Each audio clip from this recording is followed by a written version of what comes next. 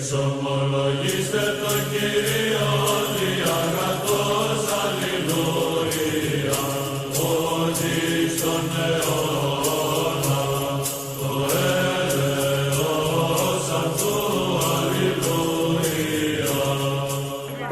do you two want to come in now? No, I was just asking a question. Sorry? I was asking a question. What's your question? No, when you guys were talking, for the ones I couldn't understand, what was the purpose of his question? What did he mean by limits? So Well, that's a question for him, not for me. Do you want to ask me a question? I have just a brief question. Yeah, go on. What's? It's going to be very brief. What was the purpose of the question? Just so we can In the follow. Christian doctrine, Yeah. We couldn't follow. are you Trinitarian, Unitarian? There's only, brother, that's like asking, do you worship Muhammad? Do you don't worship No, Muhammad? because if you said if I'm Shia Sunni, I just want to say... No, hold on one second. That question is like asking a Muslim, do you worship Muhammad? Fine. It's not a relevant question? Is it relevant to Islam if I ask you, do you worship Muhammad? I would say no. Exactly. So ask a sensible question. Fine. My sensible question is, because I've spoken to some Trinitarians, they Yeah. say that the Father's greatest, and then they say the Son and the Holy Spirit are lesser. Some people say it's equal, Yeah. and some people say, well, those people aren't Trinitarians, so I don't want to cast any accusations. I just want to get a baseline. I don't want to insult you, that's hence my question. Let you say yourself. So I didn't mean to insult you, I'm very sorry if that came as Okay, an insult. so to answer your question, I haven't finished. oh sorry, go on. Do you believe that the Father is the greatest, and why? If so, why? Do you believe there's a hierarchy among the Trinity? I think is the crux of the question. Is there a hierarchy among the Trinity? Is the Father at the top, or is someone else at the top, or are they co-equal? That's pretty much it. Is it a hierarchy, co-equal? Okay, so to answer your question, as a Christian, I'm not committed, nor do I need to defend imaginative Christians, fictional Christians, or ignorant Christians. And so whether your Christians are imaginative, fictional, or just ignorant, I don't need to defend their position. I only need to defend the Christian position. And the Christian position is that the Father, Son, and Holy Spirit are co-equal. Now, at the incarnation, Jesus says Define incarnation. Sorry. Yeah, well, okay. Well, do you want to do question for question? No, I just want to follow along and understand. Okay, so fair enough, that's fine. Thank you. So by the incarnation, what we mean is that the divine Logos, the eternal Word of God, takes to himself a human form and fills it with his person. That is literally what we mean by the incarnation. It literally means to be tabernacled or to be intented in flesh. Like, in the same way, and this is the point that Mustafa didn't understand, in the same way that Muslims believe that the Quran that is in a box in my bedroom is literally the eternal word of Allah, but yet it is coexistent in time and space, in a book, on paper and ink, inside a box, in a room, in London. Now, that is what we mean by the incarnation. So to continue my original answer, to continue with my answer now that I've explained what incarnation is, at the incarnation, the Son takes the form of a servant. He takes the form of a man, which is obviously less than God. Limited, more limited. It is limited, of course. Yeah, I'm agreeing. Yes, absolutely, it's limited. And so when Christ is in the at the incarnation, Christ rightly says the Father is greater than I, because the Father is not incarnated, the Son is incarnated, and as we both agree, the human position is lower than the divine position, but the hierarchy exists because of the human nature, not because of the divine nature. Fantastic, thank you. That was a very comprehensive answer. So when we say hierarchy, because they're co-equal, there isn't really a hierarchy as such. It's just because of the incarnation aspect. Yeah. So I guess my question now, and it's purely from an understanding perspective, that's why we all ask questions. Fair enough. Is if Christ was limited. Thank you. Well, he was limited. He was. No one's disputing that. Yeah, no, he was limited. Yeah. Is there an argument to say that Christ is lesser than the Father because he was limited at some point in time? Bear in mind, let's say you and me have been the top tennis champions. Oh, I get the question without the analogy. I can answer it without the analogy. I just want to say. Fair enough, go on. It helps me. Sure, and absolutely. it helps us stick Go to for it, yeah. Please. Yeah. We've been the top two contenders. We've been joint Yeah. in tennis, right? You break your arm, you can't play tennis anymore. Yeah. You're limited. Yeah. In the game of tennis. Yes. Again, I don't want to, in the game of tennis, you're limited. can someone make the argument that you were lesser than me because for for a fixed period of time, Yep. and you could say that was the duration of Christ's lifetime? I guess that's fair to say. The duration of Christ's lifetime didn't have godly attributes, therefore wasn't God, and therefore is lesser than God because of the time delta, right? One was God for much longer, had full attributes, would never relinquish godliness, godhood, whereas the other one did in the incarnation phase. Can I reply? Just let me wrap up. So bringing back to our Just you're making a number of errors that I have to correct. You can, but again, we're having the civil Yeah, discussion. of course. If that's okay, we can respect that.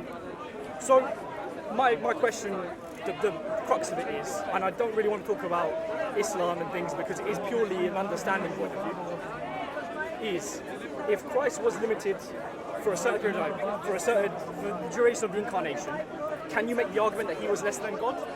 If so, if not, why not? So the answer is, I've got to correct a number of errors that you made. Okay. So Christians don't believe that Christ put off divine attributes to enter into his humanity. That's an erroneous doctrine called kenosis, and Christians don't believe in that. I'm just going to Right? So Christ maintains unchanged, unconfused, unmingled, and in a continuous way all of his divine attributes. But he takes to himself limitations in a humanity. Is that during the incarnation? In the incarnation. And as a human, Christ himself says, not me, Christ himself says that the Father is greater than I. But that is not talking about his divine nature. That is talking about his position as a human being. Now, this conversation isn't just going to be about Christianity, it's going to be about Islam as well. You can make it that. I'm just That's fine. That's fine. I also want to ask questions. I also want to learn in the spirit of understanding. Perhaps you can answer the question Mustafa didn't answer. I'll try. Now, are you two like cheerleaders? Like you two in a tag team? Right. So here's the question. Yeah. So the question that I want to ask you is, how does Allah create a veil Sorry, you didn't that answer the limit? original question. No one. I did. I said in his human nature.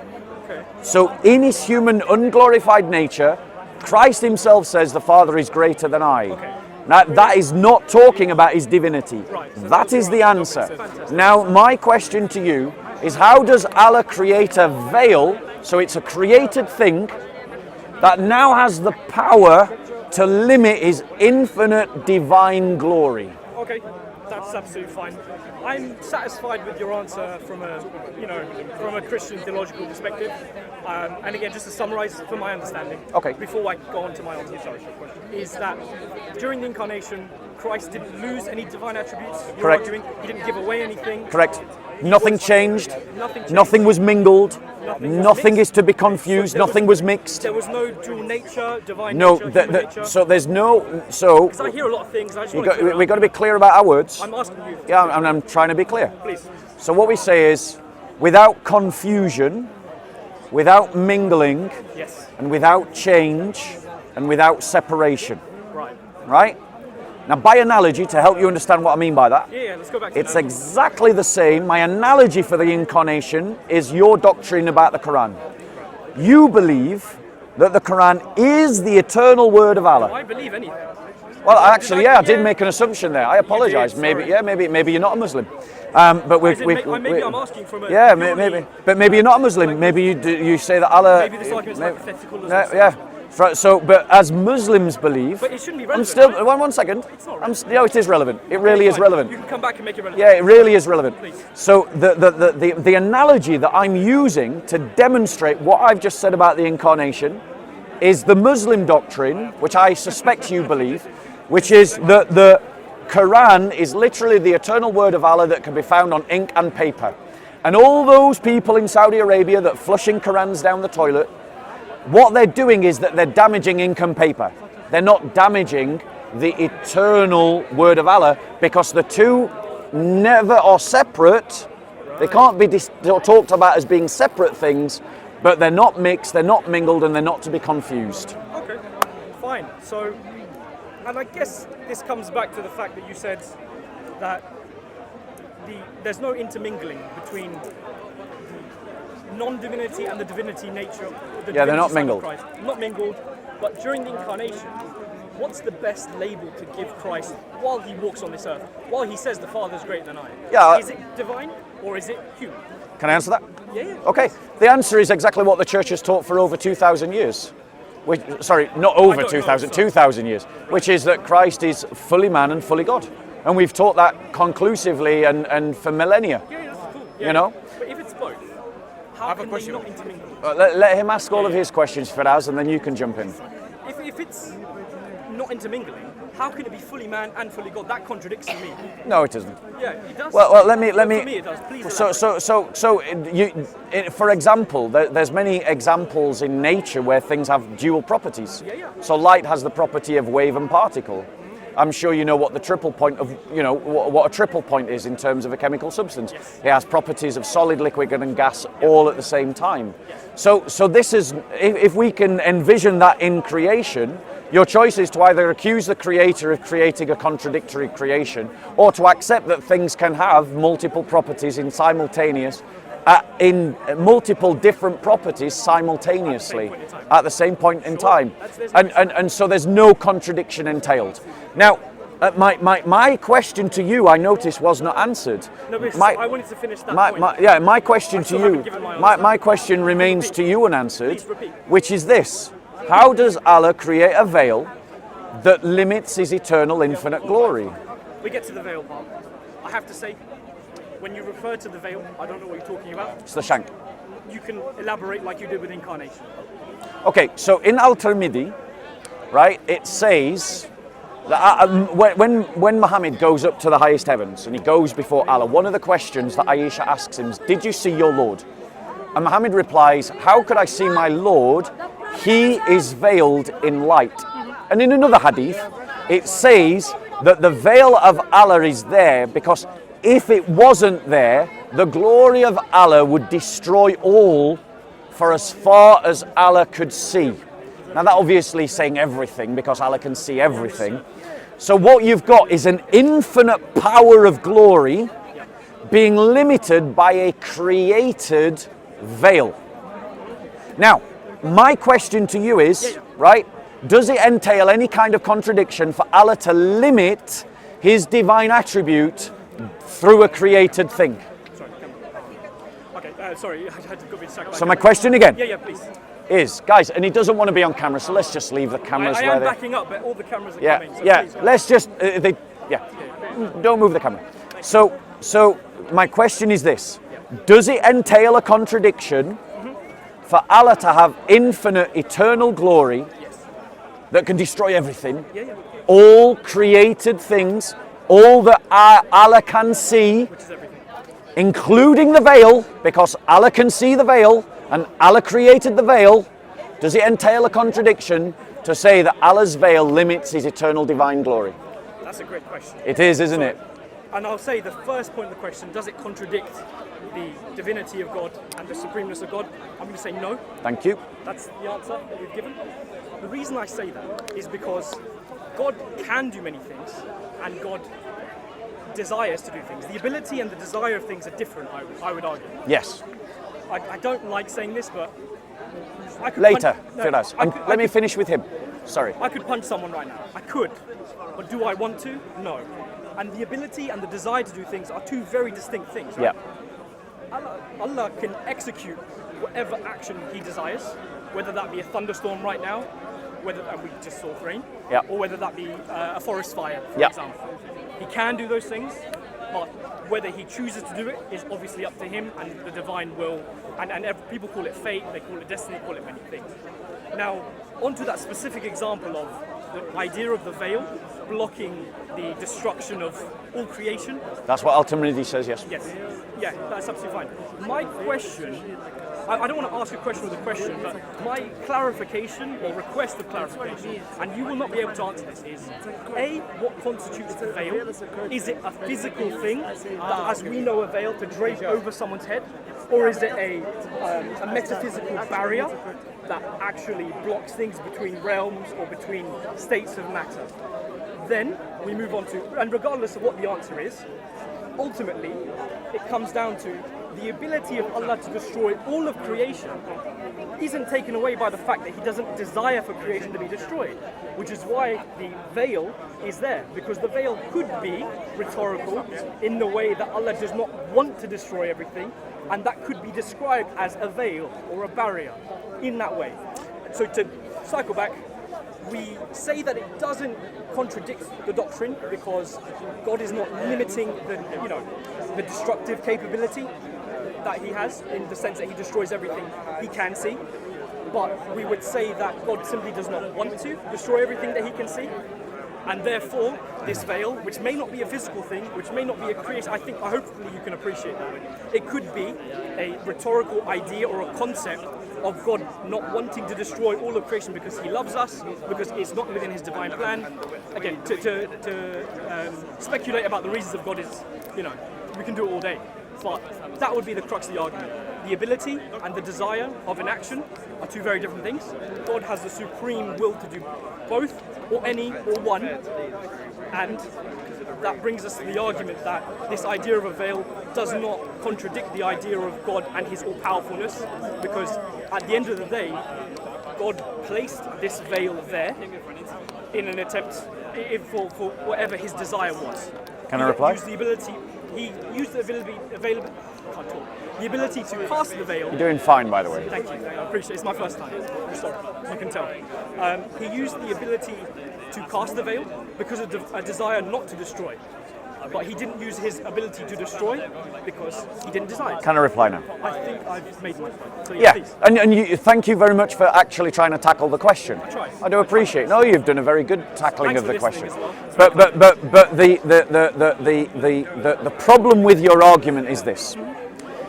Now, obviously, it depends what kind of Muslim you are, and obviously, if you belong to one of the groups of Muslims that deny the veil as a real thing, and interpret,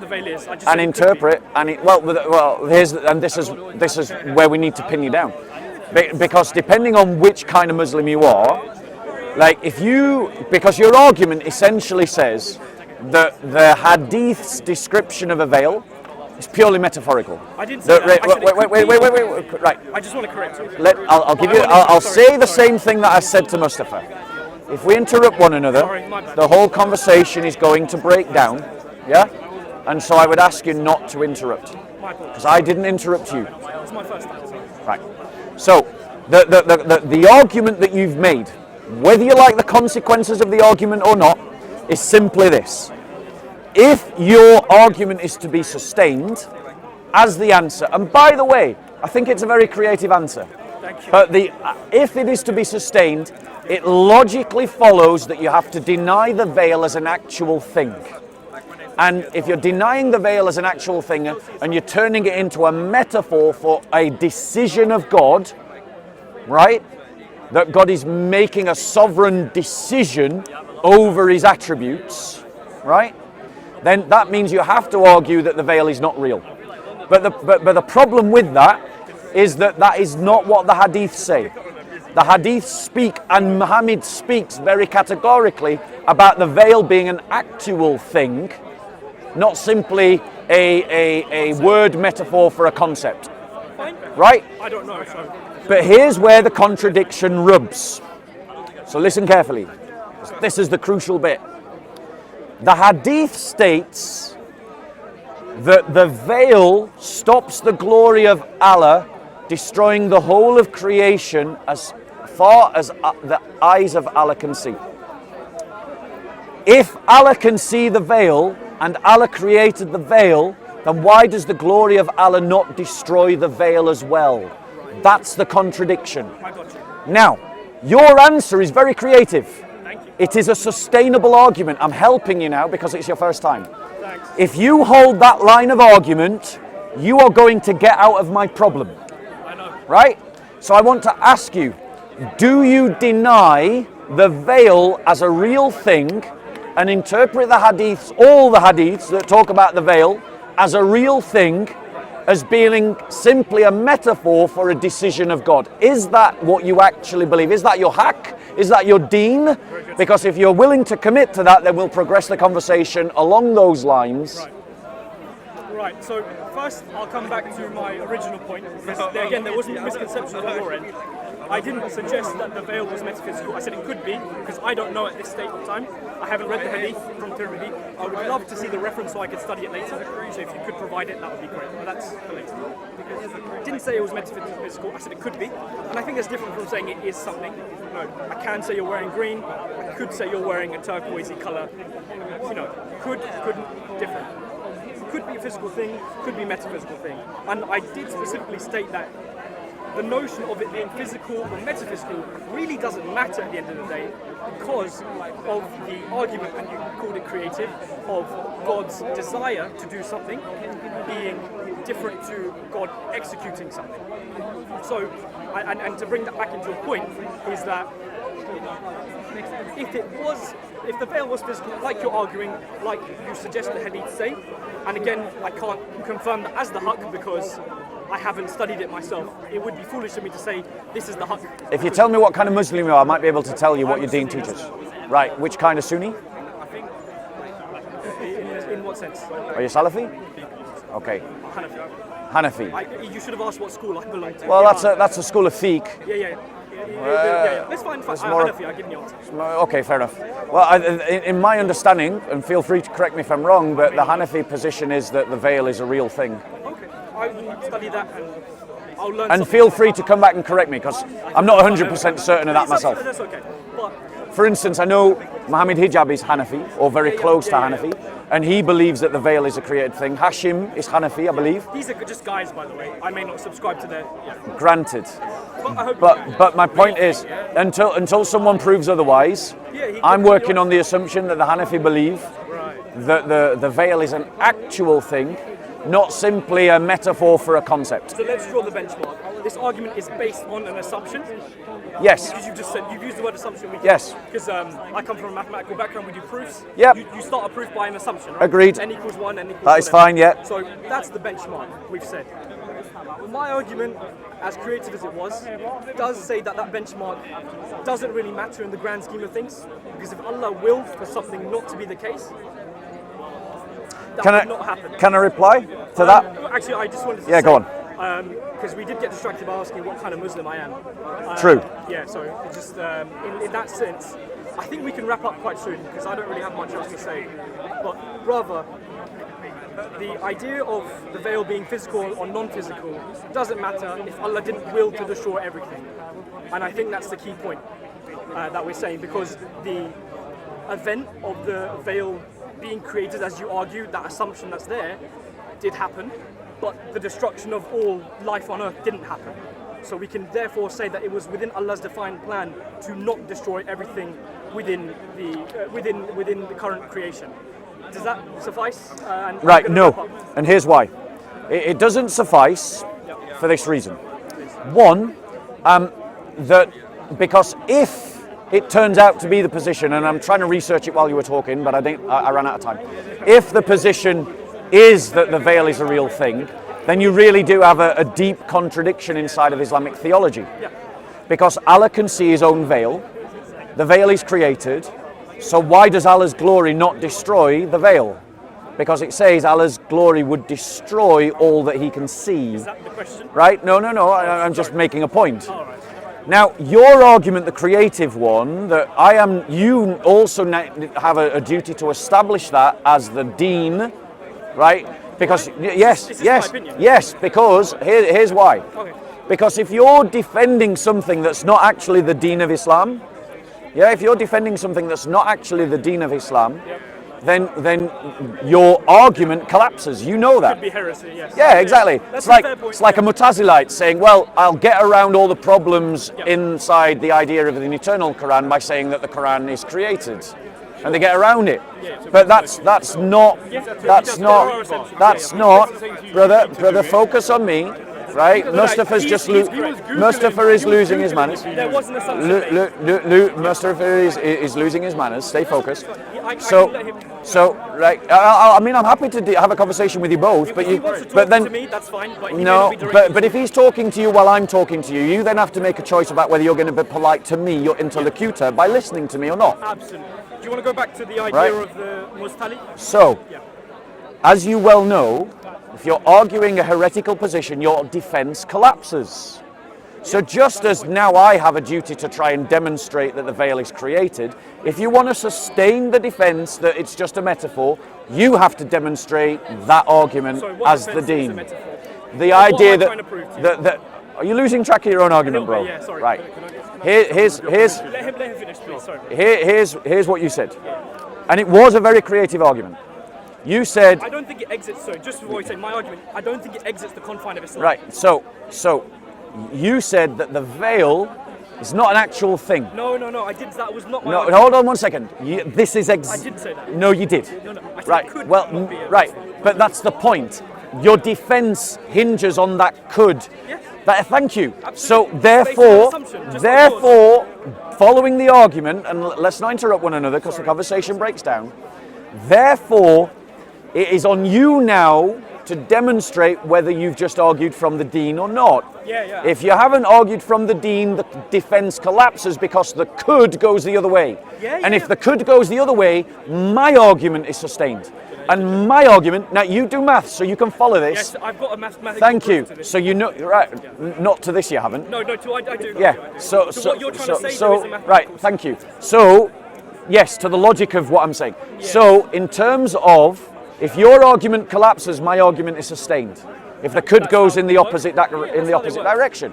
So I'm gonna, whilst I'm talking, you should be looking up to see whether the veil's created. And when you're talking, I need to be doing it because one of us is right and one of us is wrong. Absolutely. Now, hold on one They second. may never know. That's the other Bringing it back to the incarnation, right? incarnation. The incarnation of Christ. Jesus. Yes. Oh, I wanted to talk about something else. If that's okay. Well, you want to ask a different question? No, I wanted to talk about the point that I made. In the sense All right, we'll that focus on because you mentioned that I made the point that the veil could be metaphysical, and that's a very. I said that. Go ahead. Bob, Right, I'm going to reply to what he says. Go on. So, Bob, Don't take too long. Bob, I just thought it was kind of comical, yeah? You brought this whole veil thing to me for about 20 minutes when we was having a discussion, and you had to Google yourself. You don't even know if it's physical or not. You've had to ask him, what's your position? Oh, I think from your Hanafi perspective, I think it's physical. Oh, hijab said this, hijab said that. It makes no sense. It's not relevant. The entire time, you don't even know. Can I reply? Bob. You don't even know. Can And I thought reply? It's extremely dishonest, disingenuous to make a point, right? And this gentleman's already come to you here. He said to you from the very beginning, he hasn't even heard of this veil sort of argument. And I'm going to be honest with you, I didn't either. And it's almost like you think you've got like a trump card with us on this one. You feel like, oh, here, this is something I can use against all the Muslims. Here's was this being veil used argument. before. I didn't want to argue that when I first asked you. He said to you he knows nothing about it, and you're forcing him to have a position on it. Is it physical? Is it not? He hasn't read it. Can I reply? He hasn't That is a understand the valid context. Can I? And this whole argument is based on something that he didn't even know existed, and you're having to Google Can I reply? what your position is. Right, let me reply. Is that all right? So let me reply to Mustafa's point. So You can reply to him. So the point, the reason why it became important to demonstrate who's right and who's wrong is because it became a crux of a particular point in the I argument. wouldn't say so. Right? That's fine. I disagree. Yeah. Right? That's okay. And if you keep interrupting me, I'm going to start interrupting you and you will start complaining. I don't want to. Right. Not my word. Now, to prove to the point that I am correct in saying that the veil is a real thing, I'm going to quote a Muslim scholar from islamweb.net. And in islamweb.net, the fatwa that is given in answer to how should we understand the veil, not going to read the whole hadith because that'll use up you too much time, just going to go to the relevant point. It is a real veil. Yeah? Can you go to the citation as well, please? Yeah, Islam.net, That's fine. Yeah. That's fine. So Okay. citation, you said Explanation of explanation of the hadith. His veil is light. Okay. Now, so I've demonstrated. I've demonstrated by. You wanted the citation. I've demonstrated the citation. Fatwa number 245737 from islamweb.net. Okay, now I'm going to start interrupting you now because you've been interrupting me. No, I'm going to start interrupting you unless you want to apologise. Unless you want to apologise. I'm sorry, I didn't want to interrupt you. Okay, thank you. Let's not interrupt. Let me finish then. Let me finish then. So I've now. Yes, of course. I'm just going to take a photo. Yes, absolutely. Islamweb.net. Fatwa. I'll just pause and then I'll speak later. Fatwa 24. Because I'd love to learn this. Islamweb.net. Yeah. Right, and let's go to the answer so you can see that as well. But I'll read it. It is a real veil, as evidenced, and then he goes on to cite other hadiths, okay?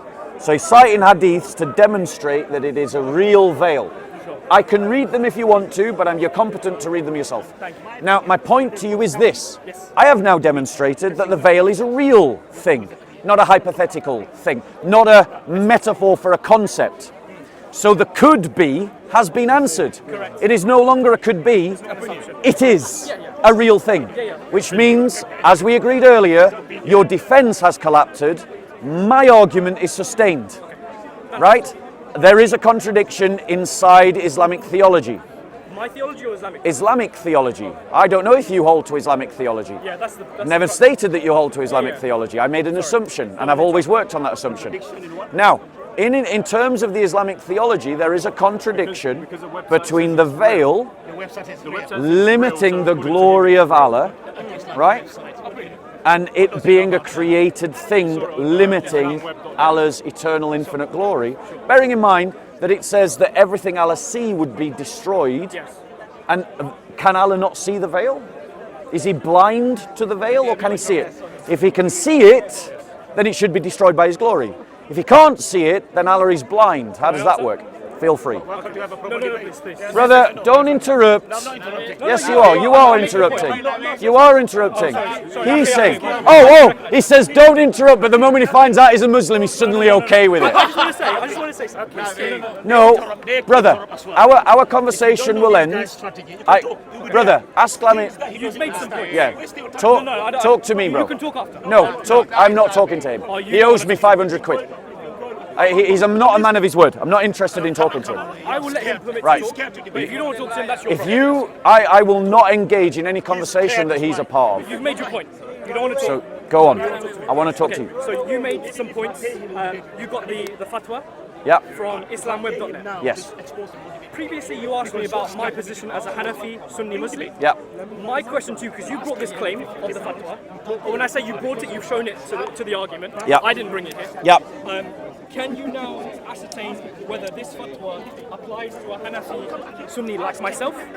Because that is pertinent, as you mentioned. Yes, that's a very pertinent question. It's a fair question. That's what I was trying to say before. It's a fair question. So I just wanted to make sure that if you didn't answer that or not. Now, if we can't say that, then this goes back to being an assumption for me as a Hanafi Muslim, correct? Yeah. The argument is still based on an assumption whether the veil is metaphysical or real. And I will answer the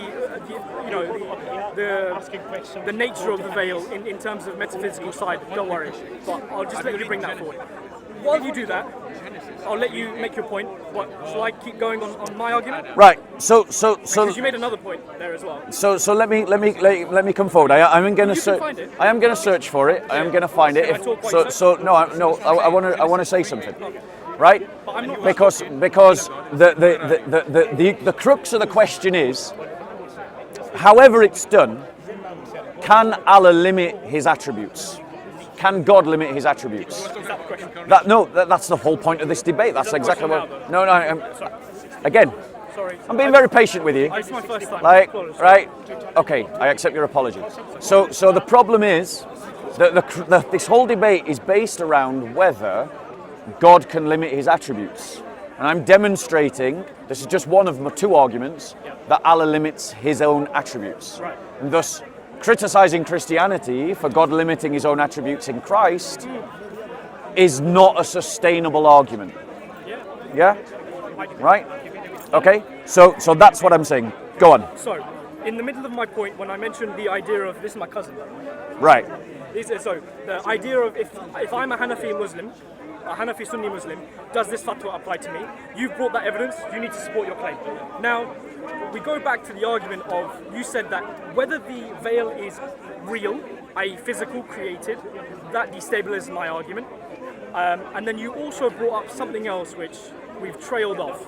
Oh, you brought up the idea that the crux of my argument was if the veil was physical or not. But I very clearly state, and you did misinterpret, was that the crux of my argument was that Allah's abilities, i.e. his capabilities, are different from his desires. And I made the point where I can punch someone, I have the capability, I have arms, and I'm a pretty strong guy, I can punch someone, but I don't have the desire to execute that action. Yep. And that was the crux of my argument, which you missed because you said that it was about the vertical physical veil. Right, sorry, I need to pay attention to this because you're saying that I missed your argument once and I was reading. Yeah. State it again. I'll repeat. So, if I'm quoting you correctly, you said that my argument was based on the crux of whether the veil was metaphysical or physical. That is exactly what you base your argument on. Yeah, you said could. Yes. And could. you repeated it. So it was a possibility. Yes. It's an assumption. Yes. But it wasn't the crux of it wasn't the main point of the argument that I was bringing.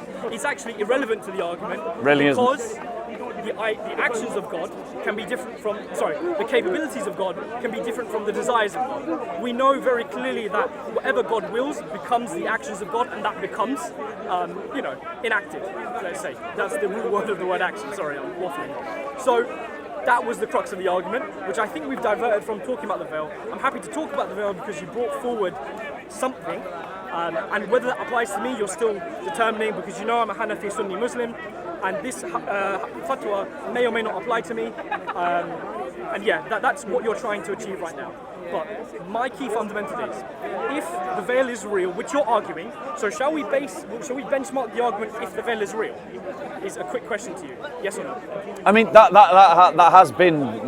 is the crux of this particular question. Yes, it is. So Yeah. let's start with that baseline. Well, 1 second, because No, because I've still got to go. If we start with the veil being a physical thing, Yeah. your question was, why doesn't Allah destroy the veil itself and all of creation? Because either Allah's blind, as per your argument, or he can't see the veil, which obviously would be if he's blind, or for some reason the veil is blocking his sight. Now, my answer to that, and I hope you can appreciate, is that Allah did not desire to crush or to destroy the veil, and therefore destroy all of creation. It's not that if the veil was real, like you're arguing, or like the argument is being based off, then that doesn't take away from the fact that Allah is divinely powerful. It just means that Allah simply does not want to destroy the veil. Just like in the same capacity, He does not want to enact a tsunami that takes over the whole world, right? I think they're the same thing.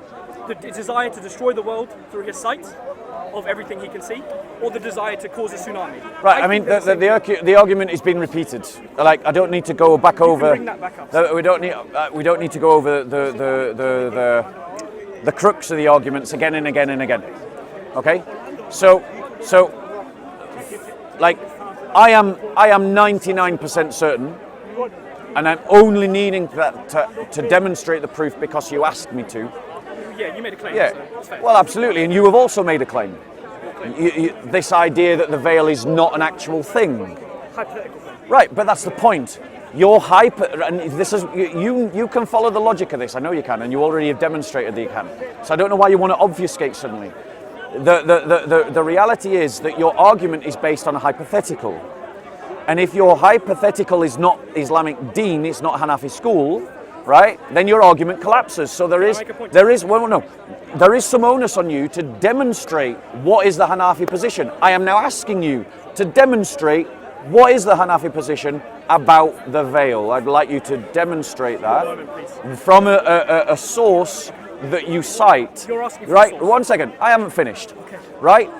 The reality is that's one argument that we've looked at. And I applaud you for being willing to engage in it in a way that others around you have not. Was it a good argument? Yeah? It's a very creative argument. Was it good? Well, let's put it this way. If it turns out to be the Islamic position that the veil is not a real thing, it is just a kind of religious language for a choice that God is making, then what it would do is it would get out of a contradiction. So it's a good argument. Yes. But you've now got to demonstrate. Yeah, I'm happy to admit that. there's Right, examples that but people- one second, one second. I'll bring your thing up. But what I would need you to demonstrate is that's the Hanafi position. Absolutely. Right, so now you must do that. Okay. That is now on you to do that Onus- because you have made a claim. Right. But Can I go? I actually think when you investigate it that you're going to find the evidence goes the other way. That's your hypothesis. Yes, it is. Scientific. And I'm allowed the hypothesis. Absolutely. Right. And I bet I am willing to buy you a cup of tea and a sandwich of your choice. Sounds like a bet. Right? It's up to you whether you take it. But I'll buy you a cup of tea and a sandwich of your choice if it turns out the Hanafi school goes the other direction. Okay. Right? Okay. Okay. Now, if it stands that the veil is a real thing, as the only evidence on the table so far is Islam Web, the fatwa that I showed you, yes, and I showed you the reference, said the veil is a real thing, then that means your could-be argument flips in the other direction, Yes. and your defense fails, because your defense is couched on the idea that it is not an actual thing, it is not a real thing, it's just religious metaphorical language for a decision. And that's the argument you've sustained throughout. Now, that in itself doesn't stop whilst it gets out of a certain kind of contradiction, it does demonstrate that Allah can limit his attributes by a choice. And if Allah can limit his attributes by a choice, then we Christians can say the same, that the Trinity limits in the person of the Son, in his human nature, the attributes of that divine person in that human nature by a choice. Because if the defense works for Muslims, the defense works for Christianity. Do you agree? It's reflexive. I agree. Thank you. Goes one way. X implies Y. X implies Y. Y implies X. Thank you very I'm not much. going to deny that. This is why I like arguing with mathematicians. Yes, I am a mathematician, and I will bring forth a mathematical point. The idea of the veil being metaphysical was something called a proof by contradiction. You know this? You know this term? No. Okay. So a proof by contradiction is you say that's a tree. We say you're arguing that's a tree, and I'll say, well, there's a trait of a tree, physical or not metaphysical. We have to focus on the trait, and then we'll argue the contradictory.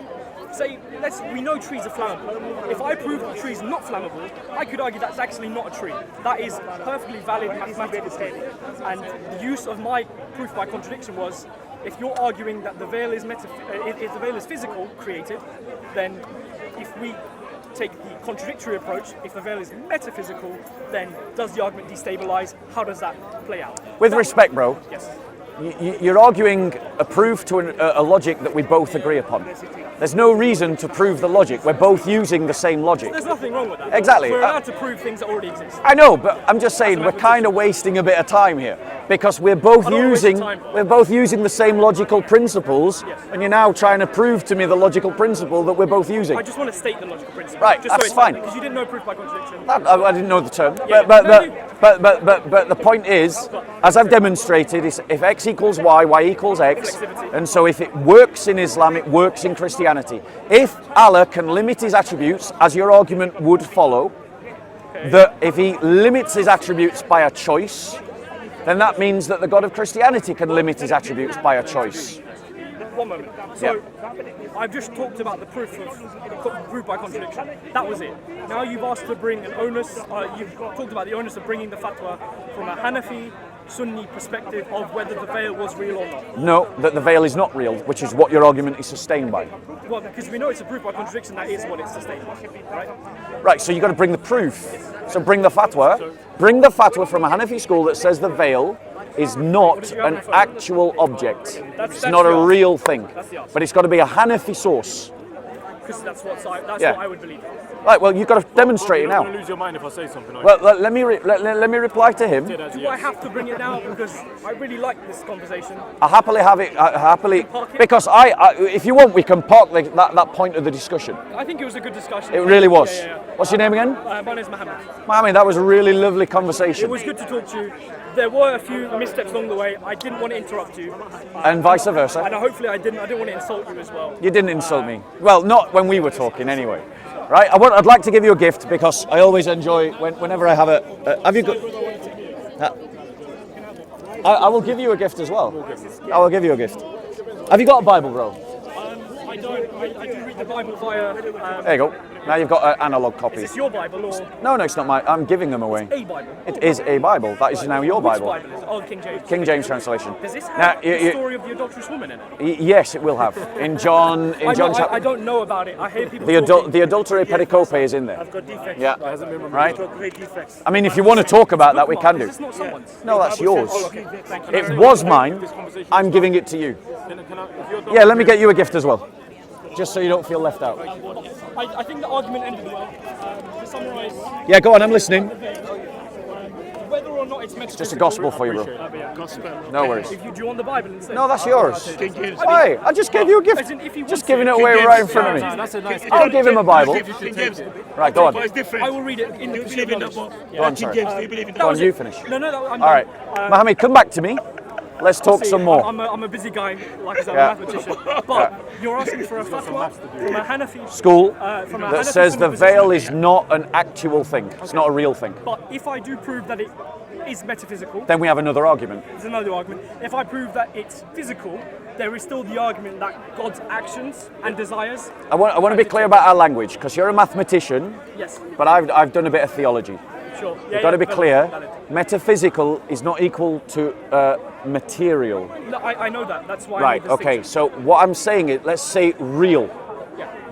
Your argument, if it works, is based on the idea that it's unreal and that it's just a linguistic phrase to talk about a veil referencing a decision. And that's because it's a proof by contradiction. So you've got to demonstrate that it is just a non-real thing that's religious language talking about a decision. Yeah. I mean, All right. in a proof by contradiction, you have to bring that claim. Yeah. So it's valid for me. I'm not so sure it rests on that, but that's what I want to No, say. but I was just going to say, if You I have bring the last claim- word, and then Mustafa wants No, to say no, something. I just want Go to on. say, whether or not I bring the so if the veil is created, Yeah. real, there is still potential for me to make another argument similar to that. Would you say?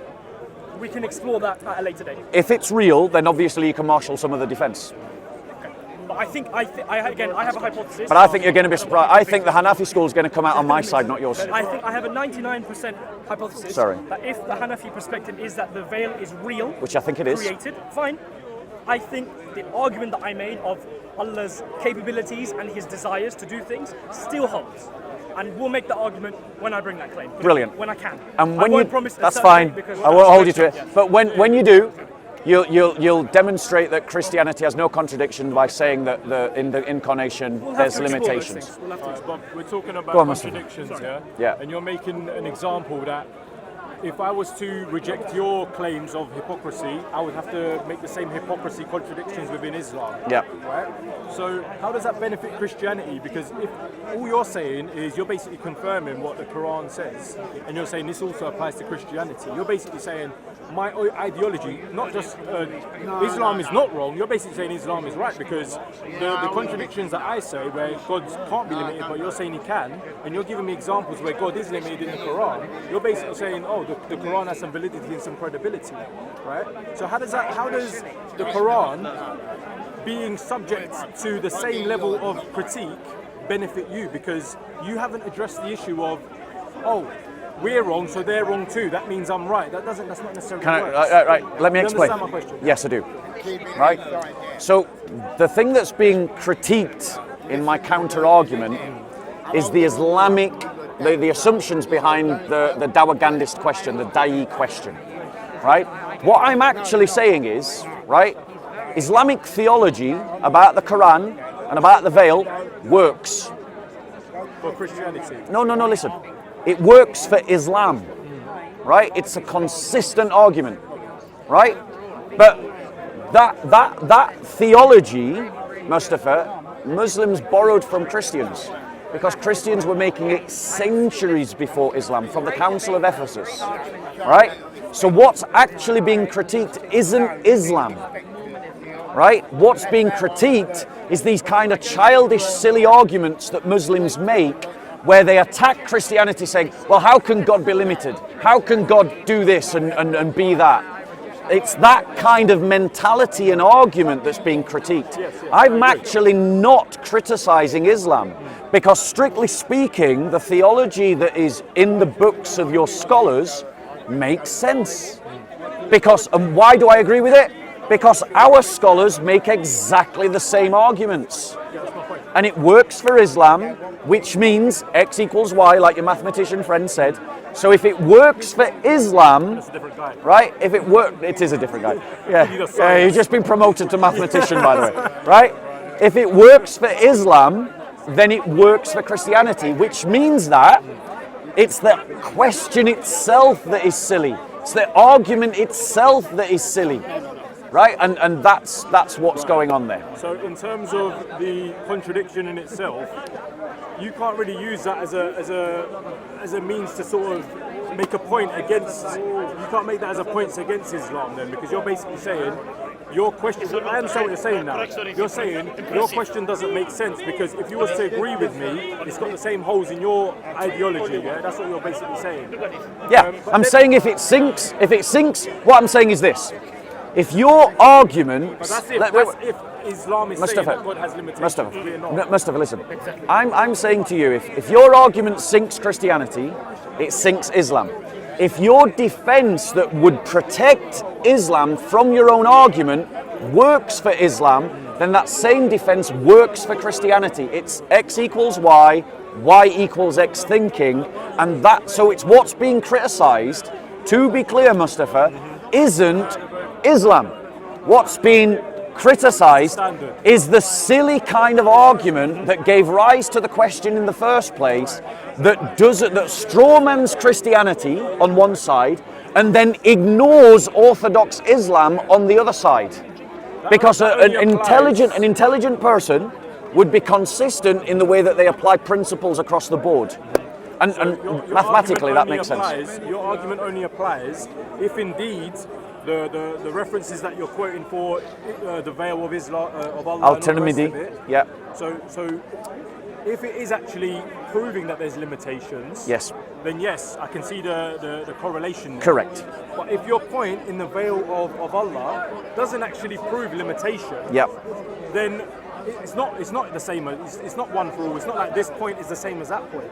Does that right. make sense? Yeah. No, that's a fair question. That's a fair point. So when we sort of like really go into it, it's not if you take it from my perspective, if it's not a contradiction, that's a limitation of God, your argument of you've applied the same logic, it destroys your argument too. It wouldn't. Yeah. Because if it isn't a limitation, then we're back to square one of me questioning you and saying you have limitations, we don't. Right. So let me answer this. It depends what kind of conversation you want to have, whether you want to have an honest conversation or just a polemical conversation. Because if you're going to have an honest conversation, you have to actually deal with what Christians believe. Christians don't believe that the divinity is limited. Now you've just heard that in black and white, clearly, right? You can now never go away, unless you suffer some blow to the head, and say that Christians believe that the divinity has limitations, because I literally just tell you the opposite. What we believe is that human beings have limitations, and that the divine Logos took to himself a humanity, and in that humanity experiences limitations, right? That is what we as Christians believe. And I think, Bob, that is where the disagreement comes in, because that's where Dawagandis get it wrong all the time. You can say we get it wrong, I can say you got it wrong. How can I? Mustafa, no offence, but out of the two of us, which one studied Christianity academically? I have, right? So in terms of ranking of learning, I have a degree that included a substantial study of Christianity. What do you, in the game of trumps, what do you want to put up against my degree? In other words, when I tell you that Christians don't believe that the divinity has limitations, it's not open for you to go, well, maybe Christians don't believe that. No, that's what Christians believe. Like if you turn, wait, I'm landing, and then you can reply. It's like me, if a Christian came up to you and said, why do you Muslims worship Muhammad? It's a black and white reply. Muslims don't worship Muhammad, and no amount of me saying Muslims worship Muhammad will make Muslims worship Muhammad. Likewise, doesn't matter how many times Muslims say we Christians worship three gods, we don't. Doesn't matter how many times you say we think God became a man, we don't. What we say is Christ took to himself a humanity. It's different from saying God changed into a humanity. The key word in that sentence is the word change.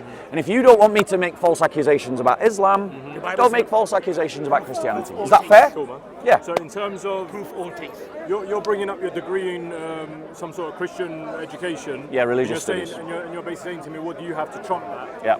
I don't need anything to trump that. I'm simply asking a question about contradiction. I'm trying to understand logical why you believe this, and I'm trying to explain as to why I believe what I believe. Yeah. There's people who've got more qualifications in Islam, Judaism, and everything. Yeah. Does it automatically trump your opinion or your views as being valid, wrong, or anything? Agreed. So, It is. So I don't understand what your whole point was when you said, "Oh, I don't know if you're trying to belittle me." When you're trying to say, "Oh, what do you have that equates to a religious No, education?" Mustafa, definitely not. GCSE? Let me explain. No, let me explain. Right? It's because when I raised a certain point, you seemed, at least to my hearing, to suggest the idea that it was up for debate about what Christians believe about the incarnation. Christians have been clear about the incarnation since Chalcedon, right? And that's centuries before Islam, and so there's no area of this conversation that has not already been covered, where Christians have not expressed clearly what they believe about the incarnation. And from Ephesus, which precedes Chalcedon, because Chalcedon is an interpretation of Ephesus, it's a clarification of Ephesus, but from Ephesus, the writings of the fathers and the writings of the councils is that we don't say the divinity changed into a humanity. We don't say that the divinity died. We don't say that the divinity suffered. We don't say that the divinity became hungry. We don't say that the divinity, we say that the human person, Jesus Christ, who was filled by that divine person, experiences hunger, is born, suffers pain, because he is a human. And that's not something that the divine changes into. It is something that the divine creates over there and dwells inside of. Yeah? And an analogy to that, it's very similar to what Muslims believe about the Quran. You believe that Quran that's in Arabic is actually the eternal word of Allah, right? But here it is in your hand. You're touching it. You're reciting it. You're seeing it with your eyes. Because in Islamic theology, they believe that the paper and the ink and the eternal word of Allah are like that. But they're never confused. They're never mingled. They're never one changing into the other. What does that sound like? That sounds like Christian theology, because that's where the Muslims got it from. What's the evidence that the Christians were copied by the Muslims? I don't understand. I don't see how those 2 points can sort of correlate, because they're two completely separate things. We keep going around in circles, Bob. We keep mentioning the Quran as if it's the same as a human being. There's no correlation between the two, because God can reveal a message. Doesn't necessarily mean he had to enter into a physical being. And then you're trying to differentiate between God is always unlimited, but here you have a human being who is limited. Okay. Yeah. So this is the only thing that I'm really struggling to accept. And again, you got a GCSE, did you say, in religious education? Degree, right? Yeah. So It's all right. It's fair jokes. Go on. So this is the only thing that it's very hard for me to accept. This is one of the reasons that I'll always struggle to accept Christianity. Yeah. It's because you guys don't want to admit that the limitation, and you can say that we've been believing this for X amount of thousands of years, and all the scholars and all these believe this, you believe this, you can say what you want, but it just doesn't resonate with me that a human being can be God and have limitations, and like you said, have hunger, don't be self-sufficient, and it's hard for me to admit that. Can I reply? Yeah, without going into, I don't want to sort of. I think we should wrap it up. We should. Yeah. So I'll let you finish, and then I'll reply, and then. Yeah. So I mean, that's the only thing that I would struggle with, Bob, is sort of accepting that Jesus is either sent by God or is God or is the Son of God. I don't know what your position on that is. Yeah. Maybe we could do this another time. Yeah, I'd be And happy to definitely talk to you look another into that time. veil. I'll look into that veil thing and Yeah. maybe come up with my own conclusion because I don't know. Okay. You keep bringing it up as if it's some sort of like trump card, but I think if we truly understand it, I don't think it's a big contradiction or a problem as you're making it out to be. Can I reply? So the crux of this debate, is, can God limit himself?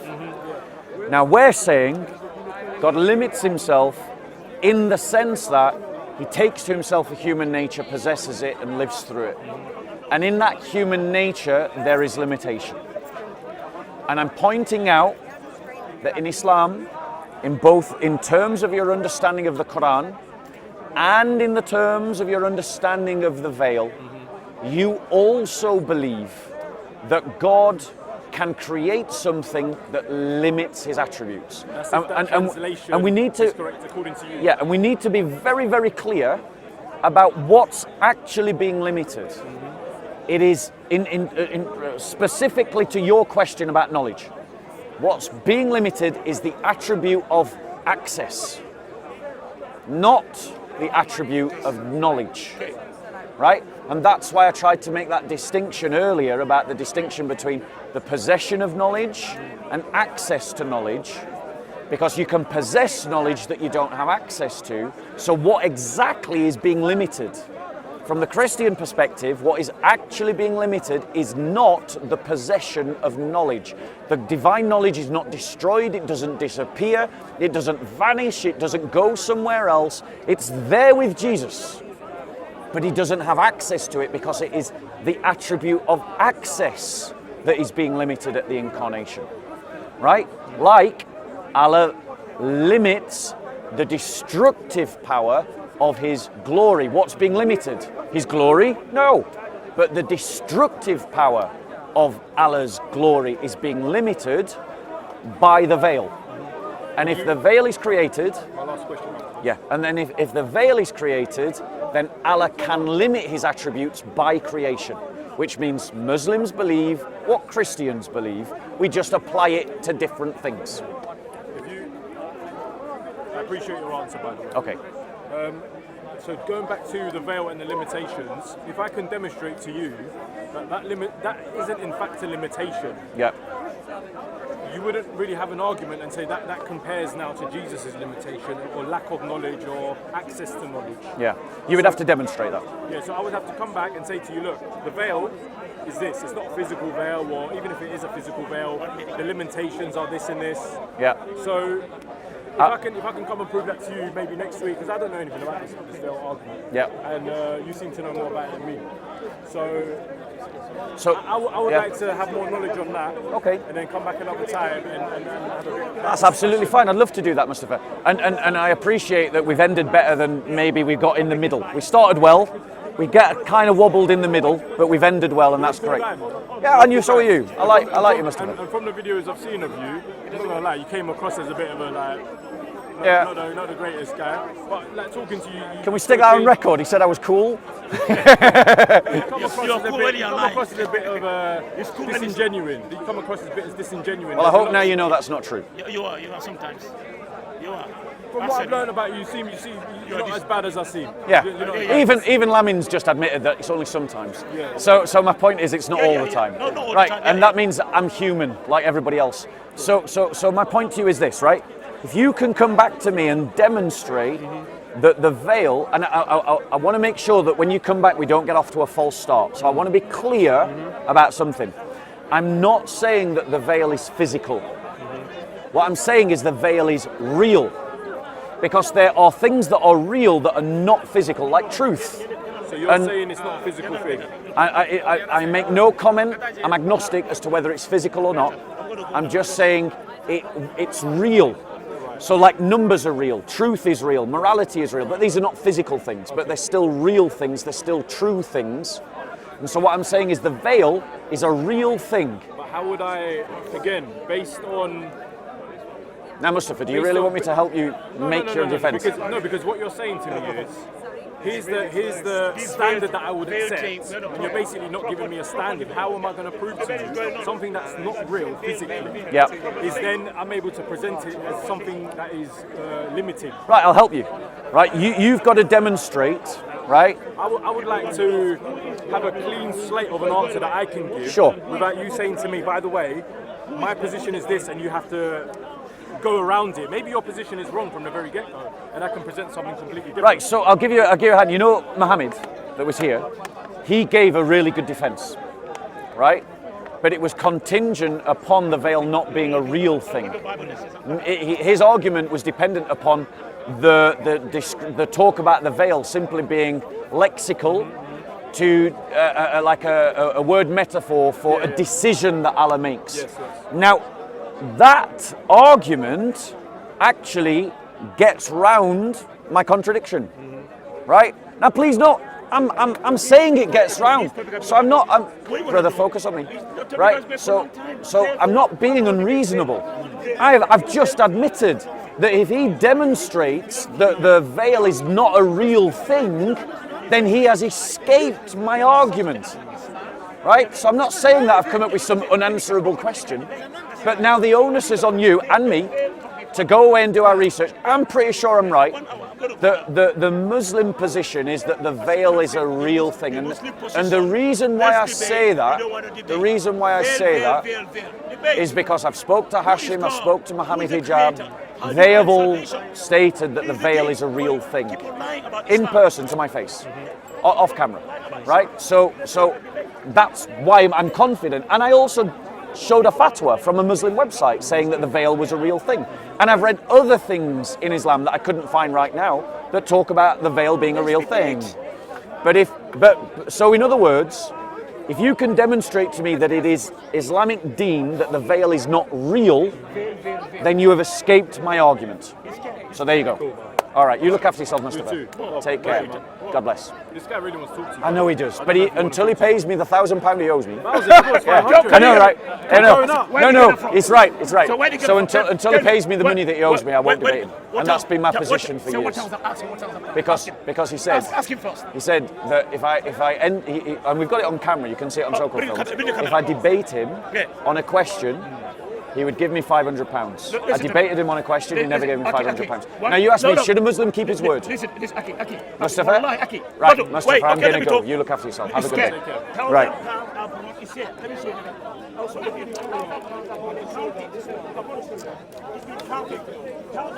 Thank you very much. Right, does everybody want to collect their microphones?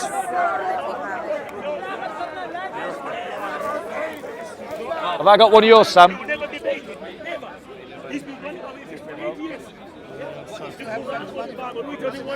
Still not got the money. I hope you guys are all just going to cut off. I hope you guys, Christian channels, are all just going to cut Lamin off. Yeah. Why do you want to from me? We'll blur your face. Me, I owe him money. What is the evidence? Which one's yours? Benita and I hope you're going to cut Lamin off. I'm going. Okay, what happened there, Bob? So me and Mustafa had a really good conversation. And me and Muhammad had a good conversation about the incarnation and about whether the veil of Allah is limiting the divine attributes of Allah. Why you scared, Bob? If the veil of Allah is limiting the divine attributes of Allah, then Allah has been limited by his creation. This debate. Right. Bob has been running. Okay, he's got 10 years. He's running. Everybody's just going to cut off Lamin. Don't Don't reward Lamin. Just cut him off.